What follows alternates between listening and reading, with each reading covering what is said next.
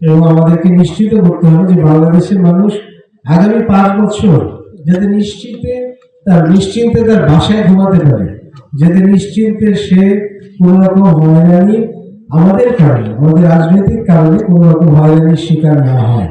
আমাদের দেশ বিনির্মাণের এবং আমাদের রাষ্ট্র কাঠামো মেরামতের যে বিভিন্ন রকম প্রতিশ্রুতিগুলি আমাদের ছিল, সেই কাজগুলো করা। এই কাজগুলো করতে গেলে আমাদের যে সামনের সময়টা, সেই সময়টাতে কিন্তু কঠোর পরিশ্রম সবাইকেই করতে হবে, এবং এই কঠোর পরিশ্রম করতে হবে সততার সঙ্গে, নিষ্ঠার সঙ্গে। এখানে মানুষের কাজ করতে গেলে ভুল হতে পারে, কিন্তু ভুল হওয়া এক জিনিস আর ইচ্ছাকৃতভাবে ভুল করা আরেক জিনিস, দুটার মধ্যে পার্থক্য আছে। তাই আমাদেরকে চেষ্টা করতে হবে যাতে আমরা সততার সঙ্গে, নিষ্ঠার সঙ্গে সঠিক কাজটা করতে পারি। আমি আপনাদেরকে ছোট একটা উদাহরণ দিই, তাহলে এটা আপনাদের জন্য বোঝাটা সহজ হবে এবং আমি কি বলতে চাচ্ছি আপনারা বুঝে নেবেন। আমরা চাই না যে বাংলাদেশ আবার আগের মতন একটা অবস্থায় যাক যখন আমাদের ছেলেদের নামে মিথ্যা মামলা হোক। আমরা চাই না যে আমরা এরকম অবস্থায় থাকুক যে আমাদের ছেলেরা দিনের পর দিন, রাতের পর রাত বাসার বাইরে থাকুক, তারা একটা ভয়ভীতির মধ্যে থাকুক। একটা টেলিফোনে কথা বলার আগে মানুষ সারাক্ষণ চিন্তা করছে যে আমার টেলিফোনটা রেকর্ডিং হচ্ছে।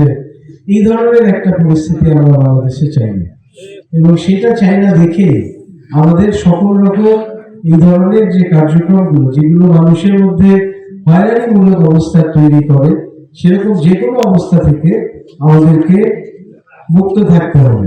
এবং আমাদেরকে নিশ্চিত করতে হবে যে বাংলাদেশের মানুষ আগামী 5 বছর যাতে নিশ্চিন্তে তার বাসায় ঘুমাতে পারে, যাতে নিশ্চিন্তে সে কোনো রকম হয়রানি আমাদের কারণে, আমাদের রাজনৈতিক কারণে কোনো রকম হয়রানির শিকার না হয়।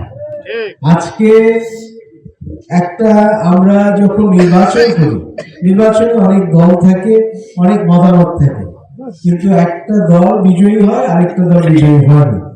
যেই দলটা বিজয়ী হয় তার দায়িত্ব সবসময় বেশি, কারণ বাংলাদেশে যে মানুষগুলো আপনাকে ভোট দেয়নি সেও তো বাংলাদেশের মানুষ নাকি? কাজেই তাদের প্রতিও একটা সরকারের সবসময় দায়িত্ব থাকে।